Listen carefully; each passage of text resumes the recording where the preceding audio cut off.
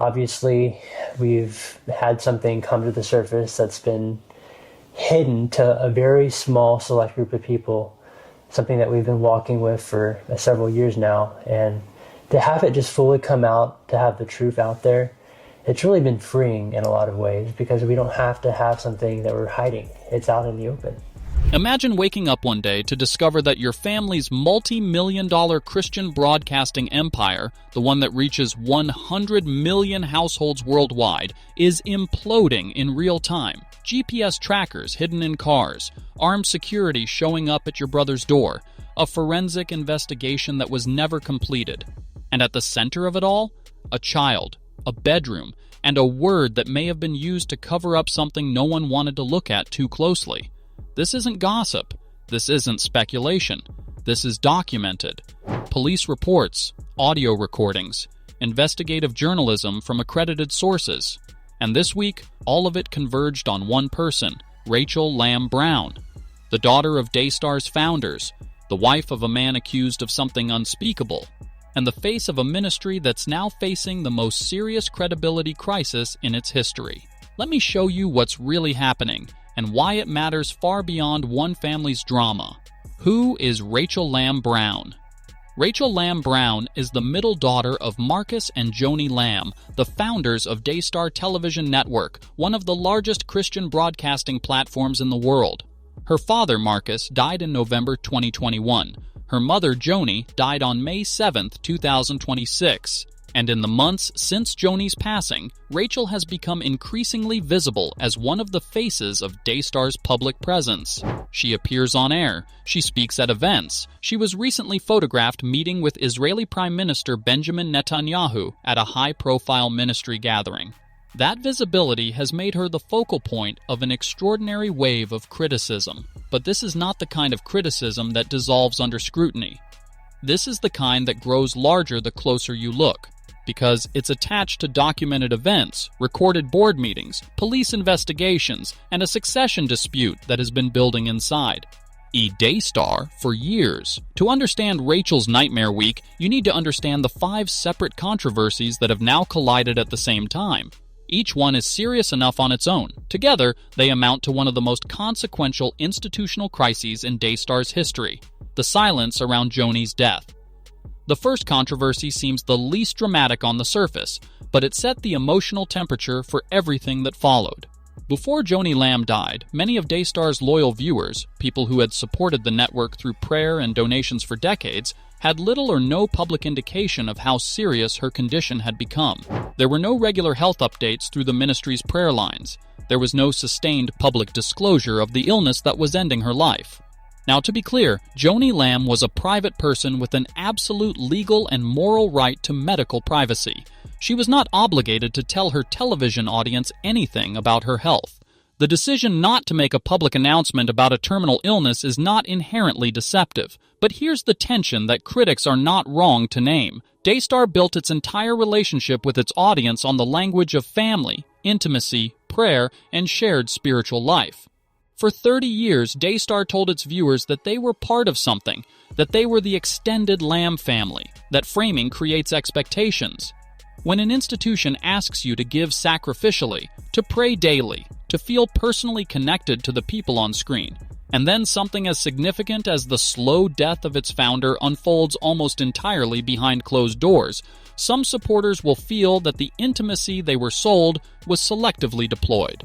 Available when donations were needed, unavailable when difficult truths were unfolding. That is not a legal claim. It is not proof of deliberate deception. But it is a legitimate question about the consistency between the brand and the reality.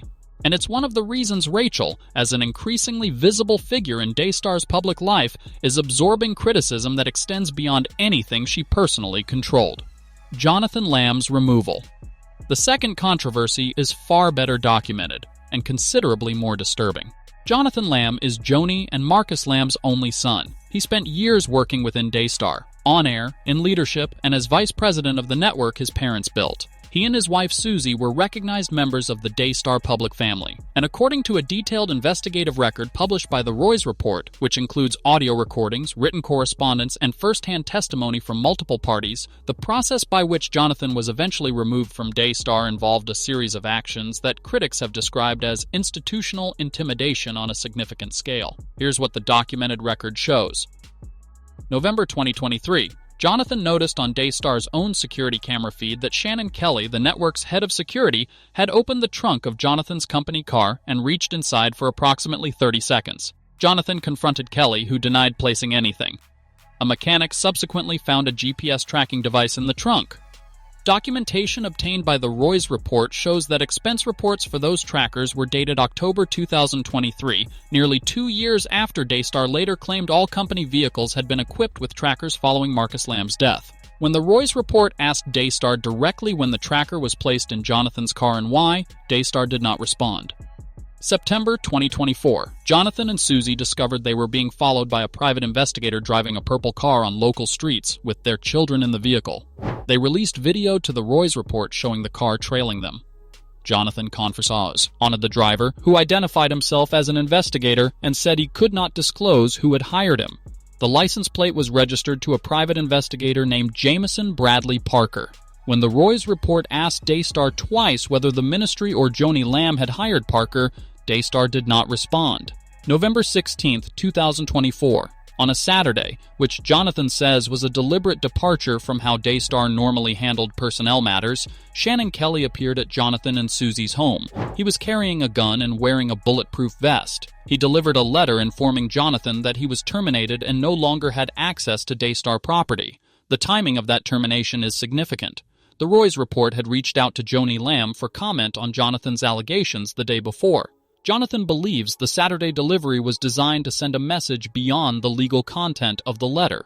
This is the most sensitive part of Rachel's nightmare week.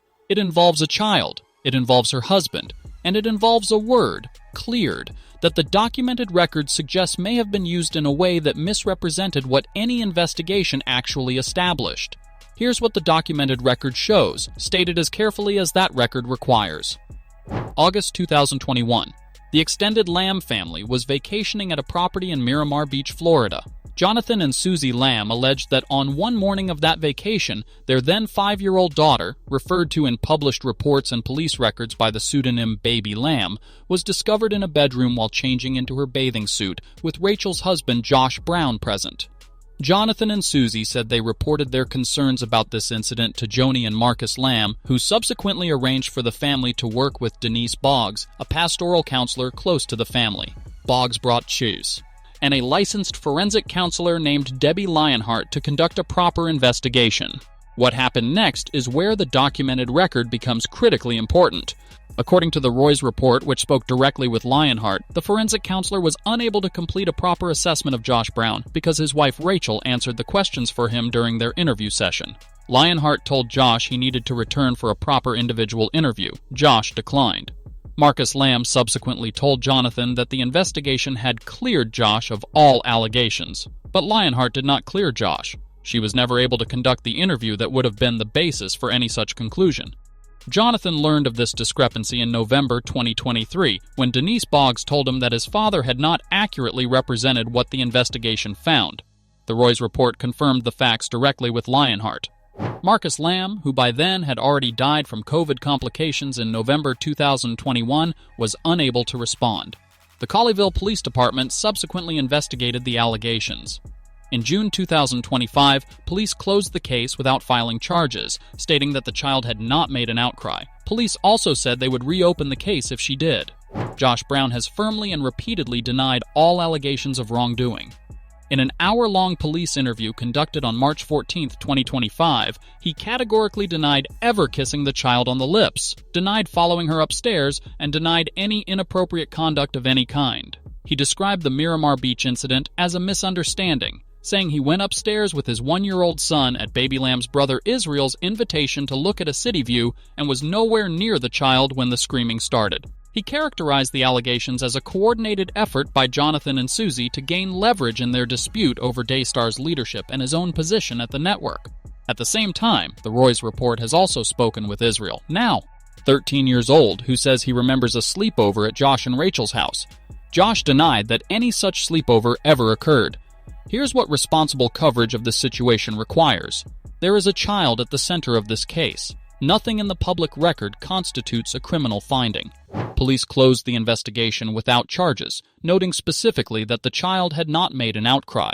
The absence of charges does not establish that nothing happened. It establishes that the evidentiary threshold required for prosecution was not met. The case remains open to potential reinvestigation. Josh Brown deserves the presumption that accusations are not proof.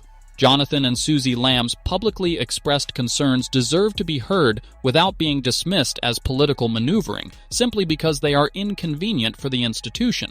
Both of those principles exist simultaneously, and neither cancels the other. What the documented record does not support is the claim that Josh was properly and formally cleared of specific allegations in any comprehensive sense. The investigation that was supposed to produce that finding was never completed. That is not a conclusion drawn by critics. It is a statement of documented fact confirmed by the forensic counselor herself. The word cleared carries enormous weight, and when that word is applied to a situation involving a child, using it in a way that overstates what any investigation actually established is not a minor semantic distinction. It is the difference between telling the truth and not telling the truth. Into this already deeply complicated situation, another flashpoint has now been added, one that has accelerated the public criticism and given it a new specific target. Rachel Lamb Brown recently met with Israeli Prime Minister Benjamin Netanyahu at what appears to have been a Daystar-affiliated event. The meeting has been photographed and circulated widely, and critics have seized on it as a symbol of exactly the kind of institutional contradiction they have been describing for months. Their argument runs roughly as follows. Here is a person at the center of multiple unresolved and serious controversies, questions about her husband's conduct, questions about her brother's treatment, questions about succession and transparency, being welcomed into rooms with world leaders based on her position at an institution that has not publicly answered the most basic accountability questions being asked of it. The photograph of that meeting became, for many critics, the visual embodiment of the gap between Daystar's public posture and its internal realities. Who runs Daystar now? Behind every single one of these controversies sits a structural question that Daystar has not publicly answered in any satisfying detail. Who actually runs this institution now? Joni Lamb is gone. Marcus Lamb is gone. Jonathan Lamb is outside the organization. Rachel Brown and Rebecca Lamb Weiss are increasingly visible publicly, but visibility is not governance. Appearing on television is not the same as holding executive authority, and the public has no clear way to understand from Daystar's own communications who currently makes binding decisions about finances, programming, personnel, and institutional direction. This matters enormously to donors. When someone writes a check to Daystar Television Network, they are making a decision based on trust. They trust that the institution they are funding is governed responsibly, that their money is directed toward the purposes they were told it would serve, and that someone with identifiable accountability is making sure that happens.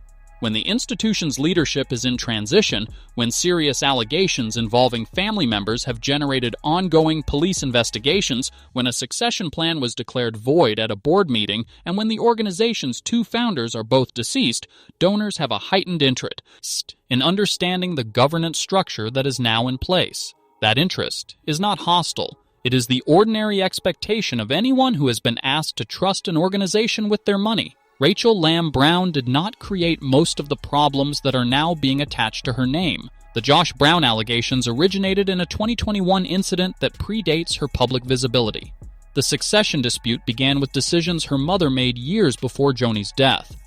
The governance opacity is an institutional pattern, not a policy Rachel personally invented. But Rachel has chosen to become publicly visible at Daystar during this period. She has appeared on air. She has appeared at events. She has met with heads of state. She has represented the institution in the public eye, and in doing so, she has accepted, whether she intended to or not, the accountability that comes with institutional representation. When you choose to be the face of an institution, you accept that people will ask questions about that institution by asking questions about you. The answer to Rachel's Nightmare Week does not come from the loudest commentator, the most devoted supporter, or the most viral clip. It comes from documentation. What was investigated? Who conducted it? What was found? And what does that mean? Until Daystar provides that documentation where it can responsibly do so, the questions will not go away. They will simply grow louder with each new appearance, each new event, each new photograph with a world leader. And the child at the center of the most serious of those questions will keep getting older, which means at some point she will be able to speak for herself. And when that day comes, the accuracy of the word cleared will matter more than it has ever mattered before. Subscribe if you want coverage that stays close to what can actually be documented, rather than what can simply be asserted with confidence. Thank you for watching.